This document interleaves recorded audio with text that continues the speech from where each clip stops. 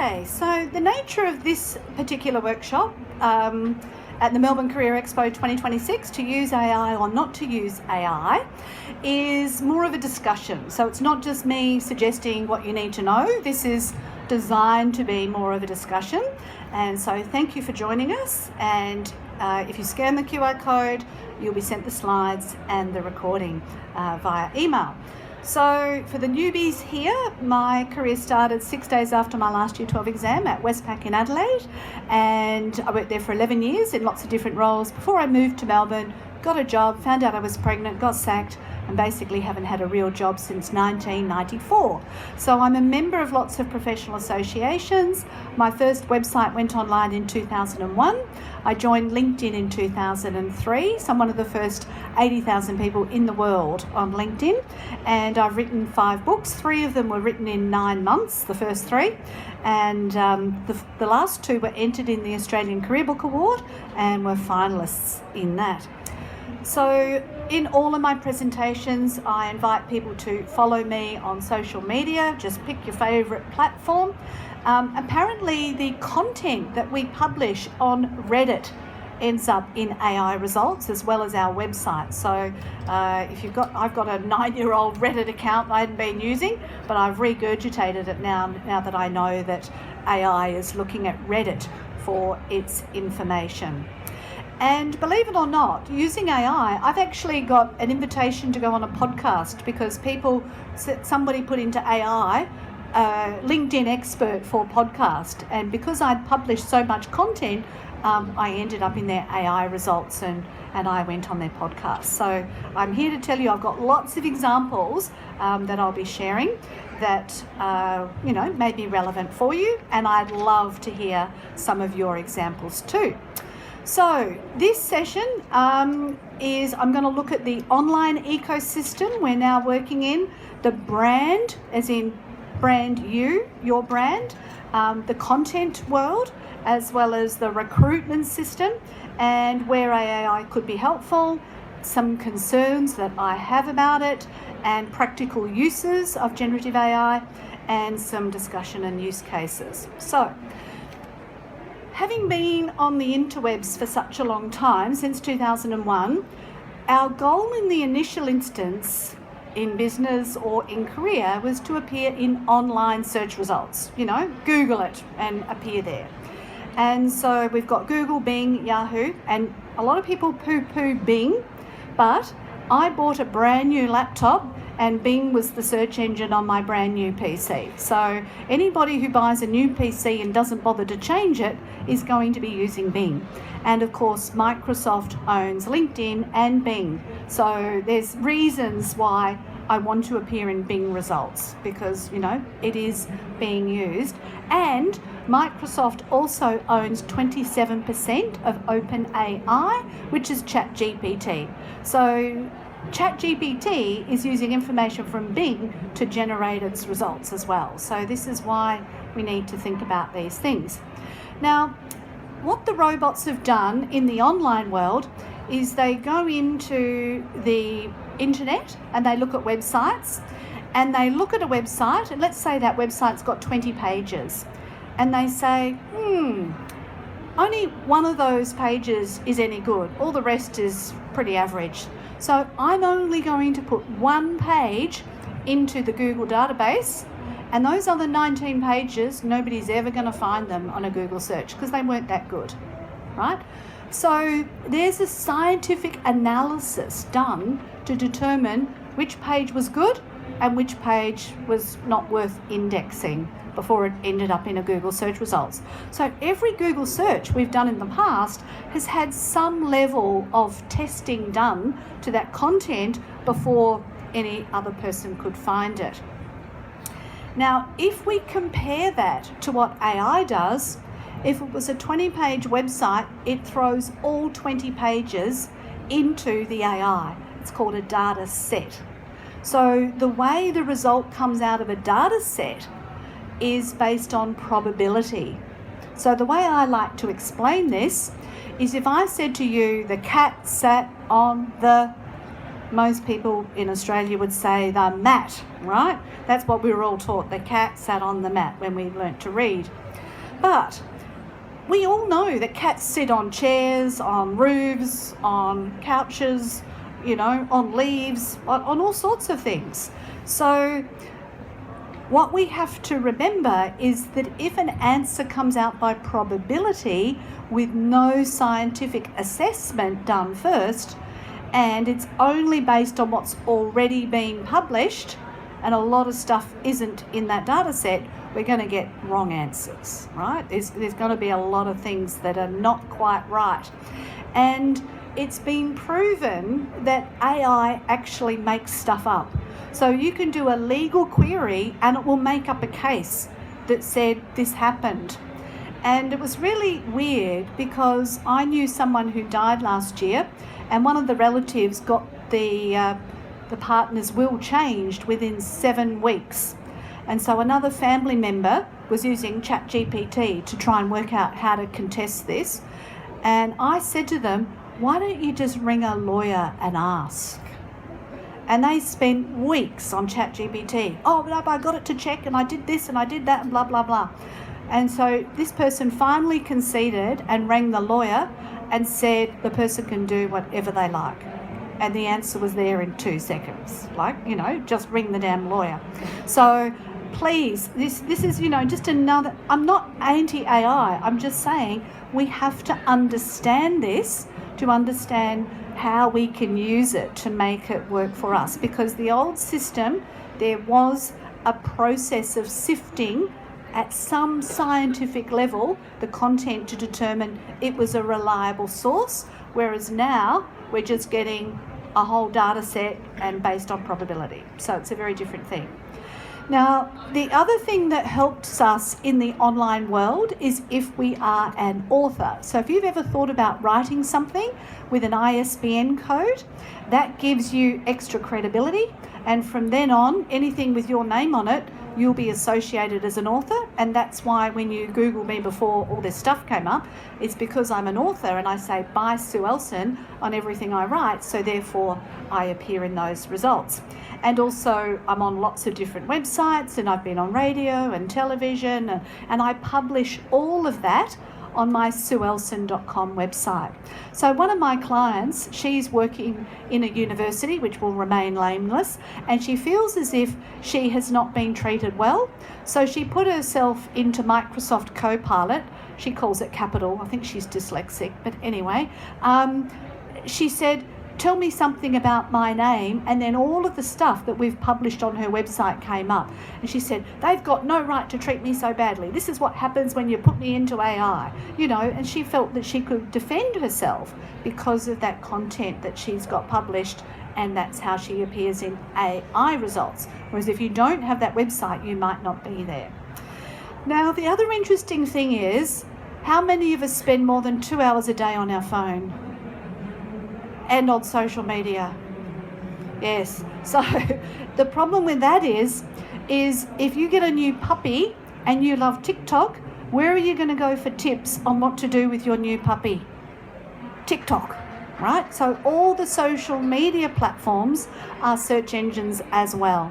So if you're trying to get your name and brand out there through social media, every little piece of content you do is a searchable item and is part of that picture of everything coming up. But it's a closed environment. Unless I'm logged into TikTok, I can't see that content. So again, we've got to keep these things in mind. And there's a huge amount of AI-generated content filling up social media, and I did some research for a workshop I ran during the week on TikTok, and younger people in particular hate AI-generated content. So if you wanted to appeal to a younger person, don't put out AI-generated content. It's just not going to do you any favours. And yeah, all of us are spending a ridiculous amount of time. I've also noticed a drop in business because everybody thinks AI has the answer instead of humans. And let me assure you, me and the other people in the CDAA stand, we are experts and we can do way better for you than that. Now, in generative AI, the large language models and the natural language processing is improving over time. So, we are seeing improvements. But again, the way to educate the robots now, if you are publishing content online, is to provide the question and the answer. Because the robot doesn't know what the question is, it just sees the answer. So if you provide the question and the answer when you write anything, then that's going to help the robots understand what you're about. And also, back in the day when on Google search, we would say Italian restaurant near me, right? That's what we'd put into our search query. Now we say Italian restaurant near me that specialises in homemade gnocchi with a Neapolitan sauce and is less than $20 a plate and within 5 kilometres. That's what our query is now. So if your website or content didn't answer all of those questions about your Italian restaurant, you wouldn't have any clients coming to you because those questions were not answered. So it's a kind of a scary thing to think we have to provide all this information just to appear in the results. So likewise, even within platforms like LinkedIn, we have to be providing this stuff.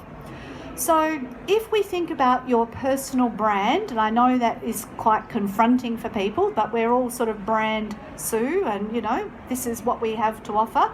These are our values and our skills. The only thing that we own on the internet, even though I've had my LinkedIn profile since 2003, I could lose it at any time, is our website. And so long as I keep paying the fee, I know when I die my kids are not going to pay the fee. So I'm putting everything on archive.org. But anyway, everything on my website is there and can be read by the robots. I've allowed the robots to read it. Now, if you are thinking about going into your own business, I would say the essential social media you would have to have would be a LinkedIn profile so you can build your network, YouTube, so you've got video content that can appear in search and AI, and Facebook, so that you can have Facebook reviews, because Facebook reviews are used in Bing. So that's why, and Facebook is still the most popular platform, even though, a lot of us don't admit using it. We're still using Messenger and Facebook groups and probably Facebook Marketplace, and, there's a few things we're still doing on Facebook. Now, optional social media would be things like Instagram, Pinterest, TikTok, Substack, X, all the others. And you want to get reviews online. So I've got reviews on Google, on Facebook, and on my own website, because the robots go looking for your reviews as much as your actual content. And then if you can get your content published on any other great websites, that's going to help you as well. So I was on the Daily Mail website. Nobody likes the Daily Mail, and I got terrible comments. Somebody said I looked like Matt Lucas, and they asked if my photo was pre or post lobotomy. That was a bit hard to deal with. But anyway, I didn't worry about that, because one day a producer from Channel 9 saw my content on the Daily Mail, and then I ended up on Channel 9's Today Extra program for 21 times until I said no more thanks, so because I got too stressed every time I went there. So anyway, there's also Google Business. If you've got your own little enterprise, I do recommend you have a profile on there, as well as Bing Places. And then I copy paste anything I've had published and I put it to archive.org, so that way there's a permanent record. So when I'm dead and somebody decides to look up my poems, they can go to archive.org and find them, and I'll be the next Maya Angelou, hopefully. You never know your luck.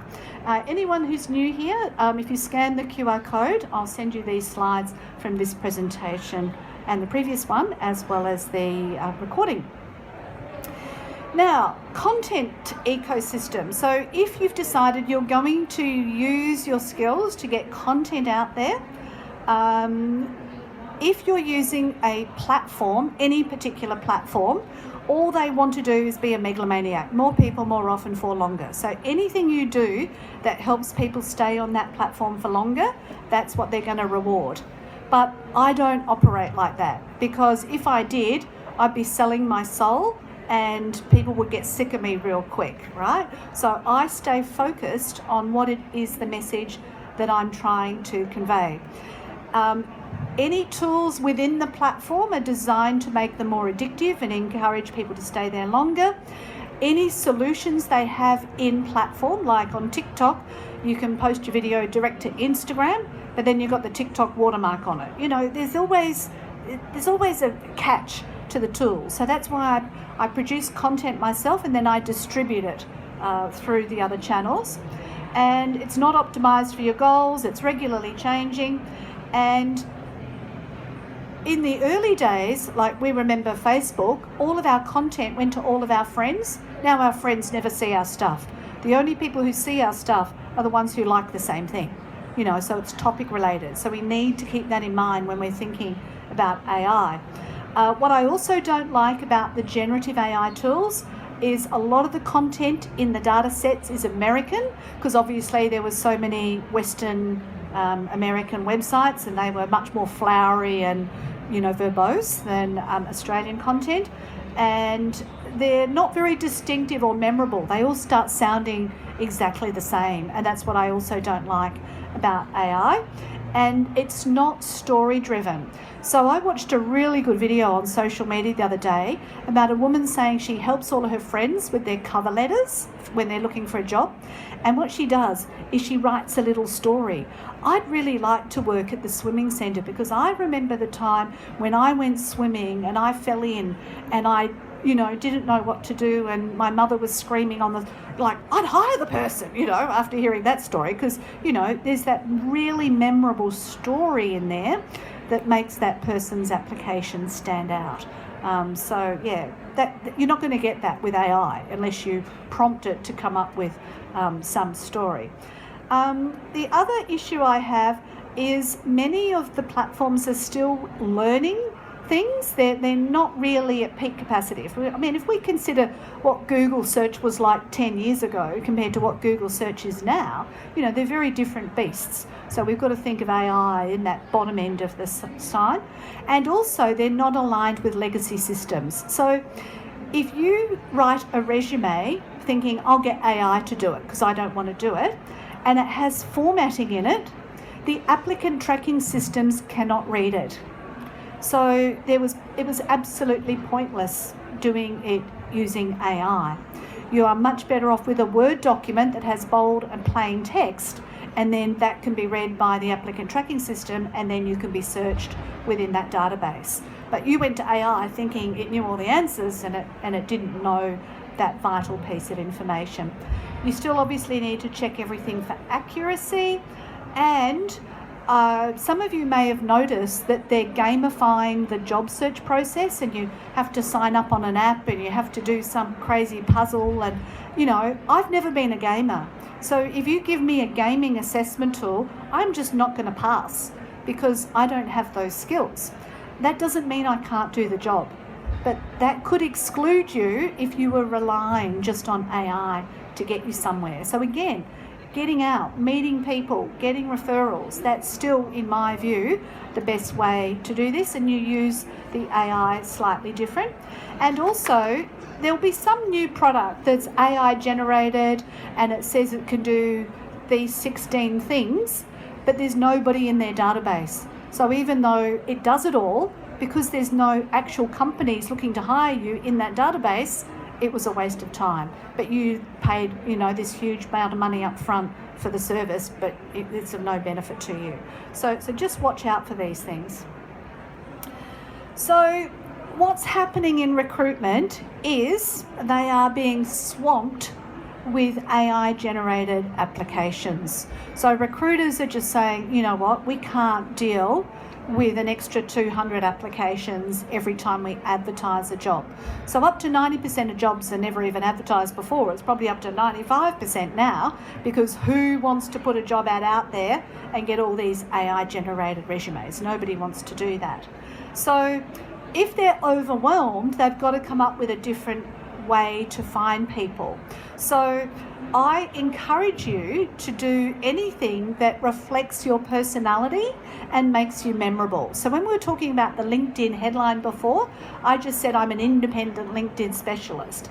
But if I said a different word to make me memorable, I'm just trying to think of one that could be, lover of LinkedIn or something, every time you saw that, you would remember it. Oh, there's that lover of LinkedIn. It sticks in your mind a little bit more than if you just say collaborative or experienced or senior. They're boring words. So try and make it a little bit more interesting. And AI doesn't do that for you.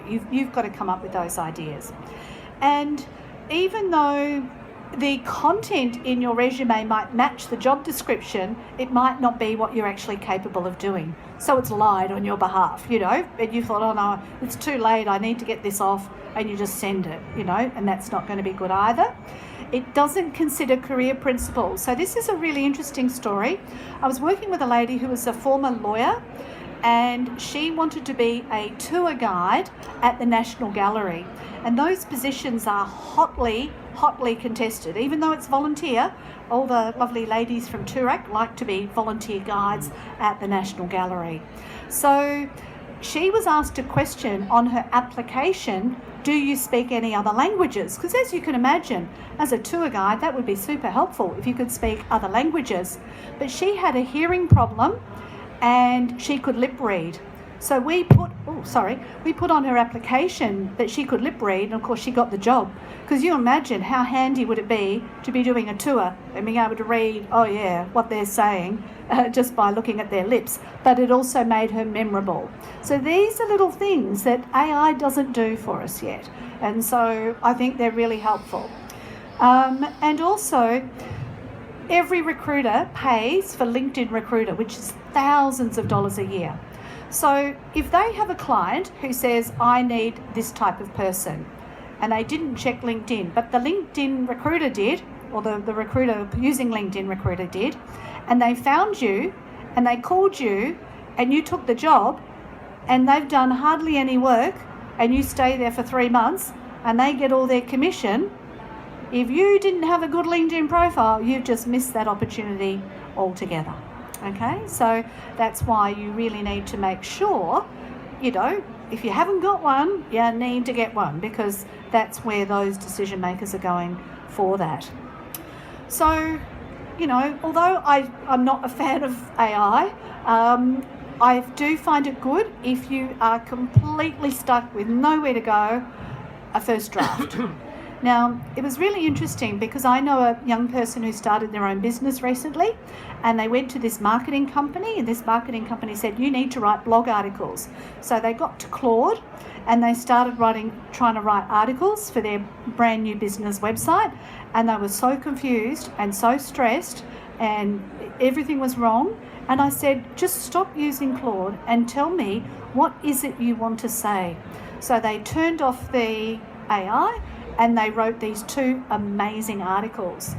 But I could tell you, nearly every person I've met has told me a terrible story about how a teacher, a family member, a sibling, a friend told them they were a hopeless writer. Nearly every person I meet has been told that. And I'm here to tell you, you are a good writer, because if you can talk, you can write. It's as simple as that.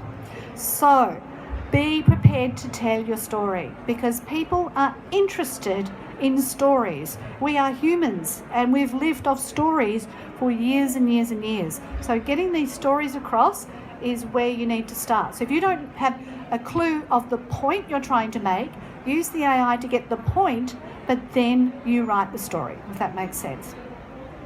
Now, it can be good for research to explore your career goals in new industries or roles you know nothing about. So it could give you a general overview. I've also used it to proof. So I've uploaded what I've created and I've said, is there anything I need to change, edit, forgot to include, something like that. So I'm using it really as an assessment tool. I find it very helpful for that. And to compare, clarify or tweak according to other content. And like as an example, because at the time I had over 160 poems on my website. So I asked AI to summarize and tell me what could I improve on my poems. and it gave me all these terribly rote answers. You need to copy other people's poems, you need to do this, you need to do that. And I was horrified, and I thought, oh my goodness, I thought my poems were just a little bit different. I mean, they don't have to be wildly different, but a little bit different. So then I said, what's good about my poems? And it gave me the exactly same answers. You should copy others, you should do this. And I thought, if I hadn't asked the opposing question, I would have gone away from AI thinking all my poems were terrible. When I asked it a different question, it told me they were all great. So, be warned. You've got to be, don't go down the vortex. I have a friend who treats AI now as his best friend and believes that over me. And I've got the experience, and so I've just had to let this person go because I can't argue with them. They've just gone down this rabbit hole. And so please, AI is only a tool. You've got heaps of humans here today. Talk to them because they've got loads of lived experience. And we had a function for the Career Development Association 2 weeks ago, and we all believe the AI bubble is going to burst in about 6 months, and people are going to realise humans know more than the AI does. So that was our collective belief as professionals working with you guys looking for work. Now, it can be useful for preparing you for for interview questions. And I was at the School of Philosophy last year, and this woman was really worried about the job interview she had. So she put it into ChatGPT and said, what are the questions an interviewer is likely to ask me for this job? And she put all the details in. So she prepared and she practiced, and guess what? The person in the organisation did exactly the same thing. So she actually had all the questions and all the answers because they'd used ChatGPT too. Like, how ridiculous is that? So I just thought that's a level of absurd that, just goes beyond my belief. But what we've got to remember is, yes, a person hiring you should have recruitment skills, but most of them don't have any. And that's another problem. So, good recruiters do good questions and they do find things. Now, it never hurts to say thank you. And a person I know, I don't like to use names because that can get me into trouble. A person I know wanted to write a birthday speech for me, and they used AI. It actually did a pretty good job, because I knew they'd given it the prompts and saying, this is what I want to say about this person, and then they used AI to write it. So look, if you get desperate, those kinds of things are perfectly fine, and to say thank you. And it can also provide you with support. So let's say things have gone bad, you've missed out on the interview, or you've missed out on the job, and you start talking to AI late at night. Oh, I'm so upset, I missed out, this is the 14th interview I've been to, what can I do? Oh, well, that's okay, so long as you keep up the effort, you're okay, and give it another try tomorrow, get a good night's rest. AI can do all those kind of things quite well. So if all else fails and you've got no one to talk to at 2 a.m. in the morning and you can't sleep, go on AI, it'll give you something. And also, it might find the person you need to speak to, if you give it a really clear outline. So I know another person who was having a very severe anxiety attack, and they used AI to find a website that linked to psychologists that you could book online within 24 hours. And that is outstanding. And I looked at the website, and it's really good. And so, yeah, AI can help you find that person. So my specific concerns, as I've said before, it provides incorrect information. It can make you doubt your own abilities because we think the computer must be smarter than I am. Well, it's not. And there's a lot of things you cannot find on the internet that are still stored in the brains of humans. So don't underestimate that. I was at an event yesterday with a 96-year-old who'd come into the city from Tacoma by train, all on her own. And another person who was there said, if that 96-year-old can get from Tacoma to the city for a function, I shouldn't be complaining about what's wrong with me. it's a really good wake-up call. And sometimes it provides the same information as I gave you with that poetry example, and it reduces your belief in your own ability to manage your life, because you start putting everything into AI thinking that's got the answer, instead of remembering, hang on a minute, I actually know the answer to this, and I trust what I believe, not what the computer suggested to me. And it can also defer the learning process. So at this writing workshop yesterday, they did a beautiful explanation of why we write, about it being for ourselves to explore what we think. And, if you just get AI to give you an answer, it doesn't give you that opportunity to think, what could my answer be? And also, you could be wasting a whole lot of time if you just went straight to the decision maker and said, just tell me, blah, blah. Or just look at the watch, and work out how long it'll take, Sometimes you can waste hours going through AI when you could have just called someone on the phone and got an answer straight away. It's also often not based on the specific situation. So when we were in the bank, we used to assess who was a good employee in the organisation, and we were able to prove it was friends and family of existing bankers who were the most loyal, most productive, and best performers. But the AI doesn't know that, because that information was only internal to the bank. So again, we could be relying on information that is not well researched. And also, a lot of people still make emotional decisions regardless of the logic. And I'm also very concerned that it could exclude people with a diverse background, because it slants very much a particular way. And as I said before, if they don't have recruitment training, that can be awful as well. So where do we go with practical uses of generative AI? So I'm only talking here about things like Claude, ChatGPT, Gemini, and Copilot for you as a job seeker. Very good first step option if you want something instant just to get you going. Helpful if you're trying to analyse something, but make sure you don't upload data that is confidential, because it's not private. I've used it when I've got to take a screenshot to copy text off a screen into text that I can use, and PDFs. I've used it for converting those. That can be helpful.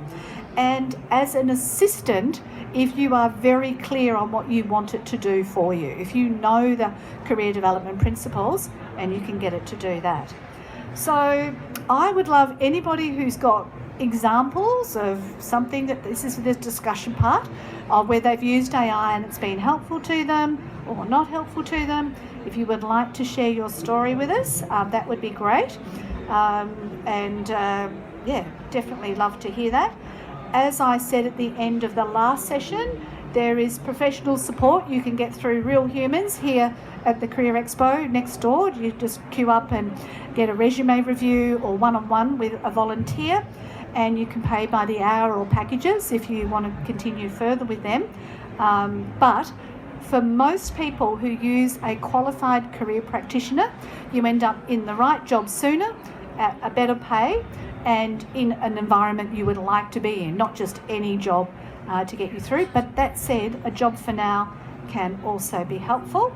And there's more information available here. You can check out my previous presentations at Career Expos. And on next Saturday between 11 and 1, I'm running a small group at the Melbourne City Library, which is in Flinders Lane, to help you with your LinkedIn profile. So the $29 ticket includes a digital copy of my book, and the $59 ticket includes a paperback copy, but I've only got 9 spots available. So if you'd like to join me next week, we'll work on your LinkedIn profile on your laptop and get those updates done. And if you found it helpful, you can write a review, and that's the QR code to get the slides. So anybody like to share a AI story? The rest of the group. Yes, come up. Yeah. Okay, thank you. I have an example of an AI-related story. One time I remember doing applications, and one time when, maybe it's not AI-related, but it's related to the applications. One time I was doing an application, and there was a bit of a bug while I was doing the application, and then I received an email saying, after careful consideration, we will not be moving forward. That's obviously an automated response. Very true. Yeah, and this is the reason why whenever you start the job application process, you need to keep a copy of everything you copy and paste in, because things get lost and people miss out on those opportunities. But as with any disappointment in the job search process, you've just got to say, oh well, learning experience, next, learning experience, next, and not take it personally. I know it's really hard not to take it personally, but yeah. Want to come up? Sure.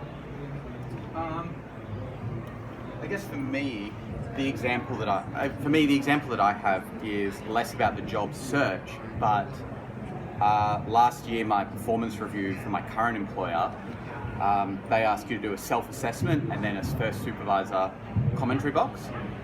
Did the first assessment, sent it to my first level supervisor. They put my comment into AI and just said rephrase. So what that turned out to mean is my comments, which were done quite conservatively, just got replicated as conservative comments from my supervisor. And so that then became a poor piece of evidence for me to take forward for evidence for future promotion or as evidence for like another job. Yes, that academic that I said was at a university and felt disrespected, I was working with her, and first of all she wrote a piece of text and she used Grammarly to check the spelling. And then she decided I'll use Copilot and I'll edit again. And by the time we finished, it sounded nothing like what she had originally written, and it was terrible, but it was correct. So yeah, be really careful. You will be remembered far better if you can tell stories, and create visuals that the person can see. And really short sentences work really well, and short dot points that people can scan, because most people don't read the text. But in a performance review, what really works is not narrative, it's numbers.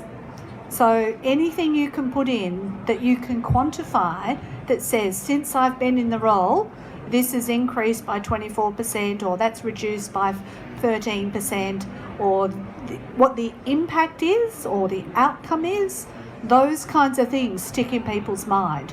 Whereas if you just said, improve the variety of such and such, nobody cares. Like, it's just not memorable. And so I was working with a young person who had a performance review, and they said they wanted more money.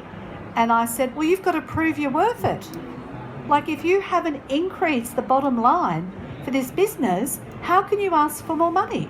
Just because you've been there a longer time. Sure, you might be slightly more efficient, but that doesn't mean you deserve the money. So then we were able to identify where she had looked at the accounting and worked out that there was a way. For instance, it was a printing business, and people paid half before the job and half after they got the stuff. Who's going to pay the other half when they've already got the stuff, right? So she just said, we've got to change this. They have to pay up front. And their bad debts went to zero, just like that. Now you imagine not having to pay debt collectors and following up twice and all that. It's a huge saving. So you put that in the performance review. So you've got to think like a business owner. What have I done that has made a difference? And when you talk about achievements on your resume or LinkedIn profile, if you rock up and they say, this is the job, it's got these 5 things, but since you've been doing that, you're now doing all these 5 things as well, and you've improved these first 5 things at the same time. They are achievements. So you can write them down. So you don't have to say, I'm the best person who ever worked in this organisation. You just say, whilst I was here, I did this, I did that, I did that. That is just a statement. It's not bragging, it's not boasting, it's just, past behaviour is a predictor of future performance. So, yeah, please, come on. We're all friends. So engaging, it's amazing, thank you. I've got a quick example of what happened the other day actually. I was editing my current CV, and in the past, like recently, I've been using a little bit more of Claude, ChatGPT, that sort of thing, getting used to the tools. And in the past, I have been using a Google Docs template for my CV, but it has a little bit of a bugbear that I haven't been able to really get past. Every time I edit my CV, it returns a blank page at the very end, and I can't remove the blank page in the actual template itself. So when I save the Word document to a PDF, it's got this blank page, which is obviously an additional page for a CV. And typically I'd send it to my sister because she's got the Adobe software to then remove that with her workplace, so that I'd cut it back by one page. And then I thought to myself, oh my gosh, this is really annoying. My sister's not working at the moment. So I uploaded the document into Claude, and I was very specific. I just said, can you please remove this blank page? And I was so pleasantly surprised that it did, and it was exactly what I needed. Everything else remained the same, and I was just like, absolutely, yeah, I was really wrapped. Yeah. Great example. And and it's a tool, so we can ask it to do things. So it's a big mindset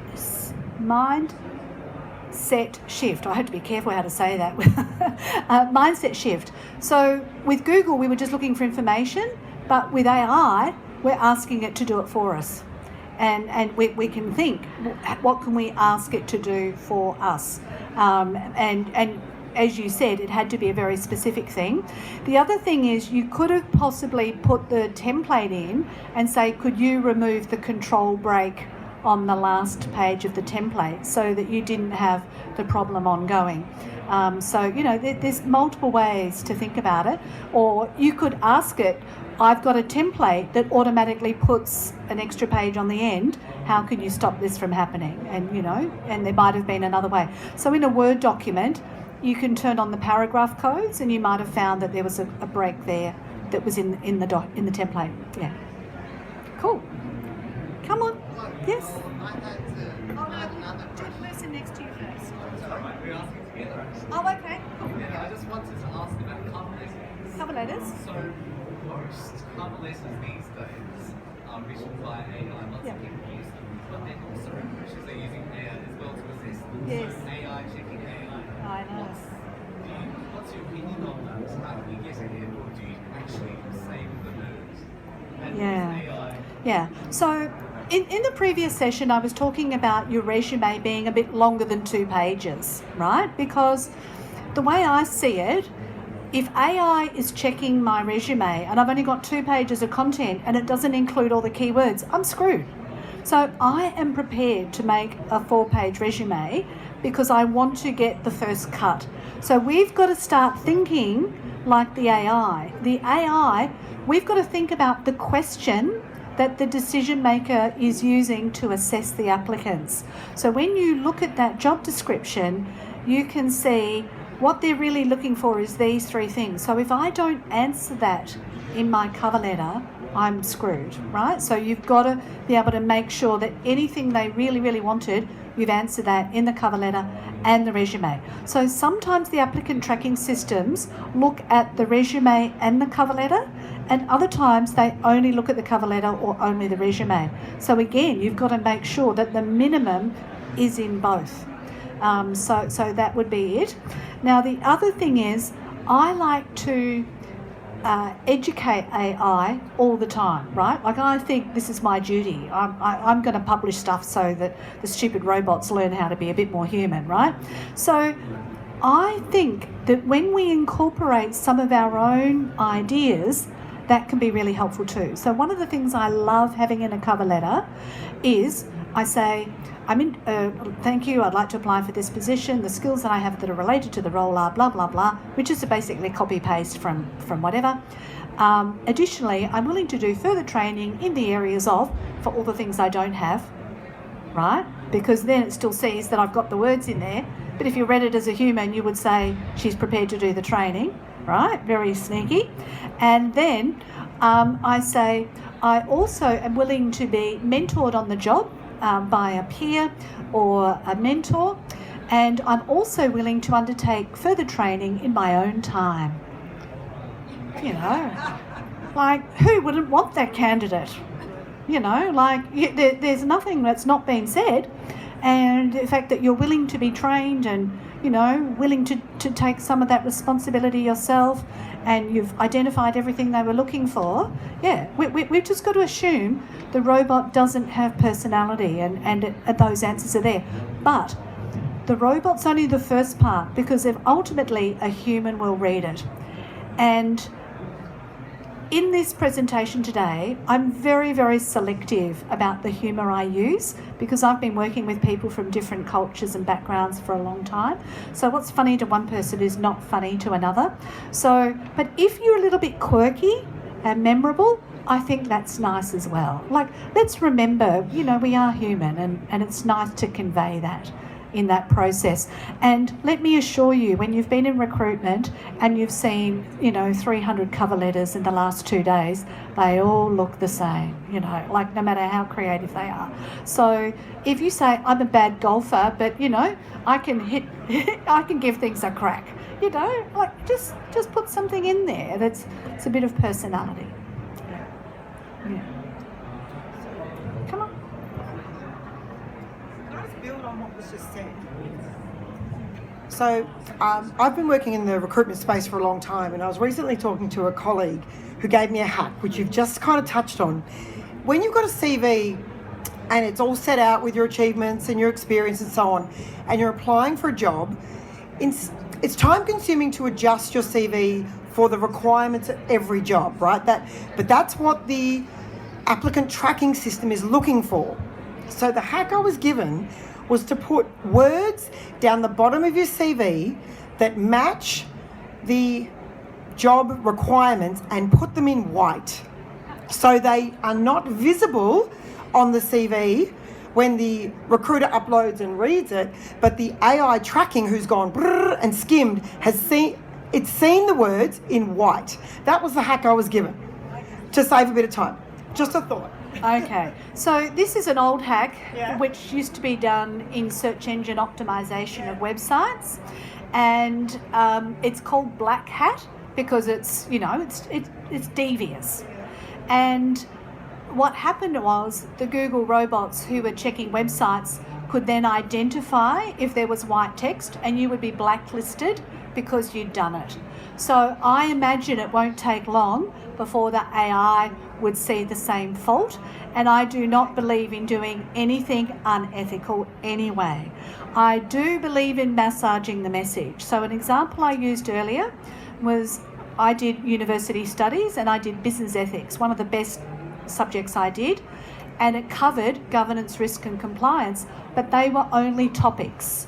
So I write in my LinkedIn profile the subject, business ethics, but down the bottom I write topics, governance, risk and compliance. So it looks like I've done study. It's not a lie, but it's just written, you know, and it's truthful. Yeah, so, but thank you. Great story. Yeah. And I'm sure everybody else appreciates you sharing your story. So anybody else got a story they want to share? Now's your chance. So it's a friendly crowd. You know, they're all warmed up. Any other AI stories? All right. Well, I hope you enjoy the rest of the Career Expo. Are there any other questions? If you don't want to share a story? Yes? I guess tangentially related, but more towards that content ecosystem you were talking about. Yeah. I have it, and I'm sure a lot of other people have secondary Instagram, TikTok, whatever it is, Yes. accounts that are more public facing for things like writing Yes. or art or something that you want to put out Yeah. there. Having those, how much of a red flag are they to recruiters as they fall underneath your digital presence? Personal brand, yeah. Okay, well, I met a lady who had been in the music industry, and she had done so many drugs and so many bad things, she changed her name. So, it depends on the content. Yes, it's funny, isn't it? I thought that's a bit extreme, but clearly she'd done some wild things. So I also remember a client I had who was an accountant, and on his resume it says he likes playing poker. Anyone in the room like an accountant who plays poker? Not me, right? So if the content is not conflicting with whatever you're trying to do, go for your life. But if it's, I'm a member of a radical political party, you're probably going to have to be a bit more careful, because people are going to find that stuff out. So you've got to make the call on that. Personally, I don't like to put personal information online. My motto is friendly, which I like to be, friendly, professional, and solution focused. So long as everything I publish falls into that category, I'm not going out there with any intent. I want a solution, not an argument. And if people don't like the solution, no worries, move on, go get another one. But that's the choice I've made, because I'm very aware that everything comes up. And so I had a really interesting experience. Some of you may remember that we used to have a car industry in Australia, and sadly I was part of the team who went to help people get new jobs after they lost them in the car industry. And I went down to Port Melbourne, to Holden, and I felt like Kylie Minogue entertaining the troops. There was all this sea of blokes, and I'm on the stage and the lights, and I'm thinking, good grief. And they said, Sue, we really enjoyed that presentation. We'd like you to go out to the driving range at Lang Lang. And I'm thinking, wow, that sounds pretty good. I said, I'll do a special price if you give me a lap. So they said, no worries. So I went out to Lang Lang when it was still a proving ground to test vehicles, and I had to hand my phone over, and they put tape over the camera because it's all secret stuff and you're not allowed to find out, and all the cars have got camouflage painting on them so that even if you took a photo it wouldn't show you the shape. And this fantastic guy took me out at 260 kilometres an hour around the racing track. And then I looked him up online afterwards, and it said he crashed cars. I thought, I've just got in the car with a guy who crashed. Because, that was the story that had been published on the internet, and if you Google this guy's name, that story came up. And another client, it was actually a friend. He had been extremely successful in business, like super successful, and all the media courted him and they thought he was fantastic, and they'd always write these stories. And then what happened was he went bankrupt. And then those same media who wrote the good stories wrote loads of bad stories. And he got really depressed because every time he Googled himself, all these bad stories came up. So what I had to do for him was look for all the good stories and put them on his website so the robots would index all of his good stories. And then when people started clicking on the good stories, the bad stories dropped to page 2, which is proverbially known where you hide a dead body because nobody looks there, right? So, so you do have to be conscious of these things, and one bad thing can be a problem. So if you've been publishing for a long time and you've got your new wordpress.com website up and running, and you keep publishing and you get more links, then any of that bad stuff sort of drops down further and sort of disappears, for want of a better word. Well, I'm so pleased we've had such a great crowd today. Thank you for joining us. I'll be hanging around. I'm not sure when the next person's on, but please check out the CDAA stand. Please ask people questions. And if you'd like to connect with people today, you open the LinkedIn app and you press in the search box.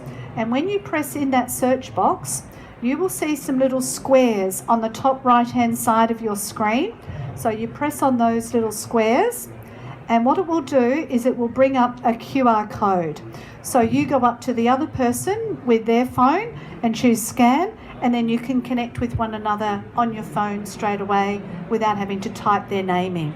So from now on, at least 3 people per event I recommend that you connect with, and then anyone you email, text, direct message, phone call, invite those people to connect with you on LinkedIn as well, because your network is your net worth. And I believe that when all the robots go and stop working, it'll be the other humans that help us survive. It won't be the robots. So look after those friendships, and hopefully you will make some new friends today at the Melbourne Career Expo. Thank you.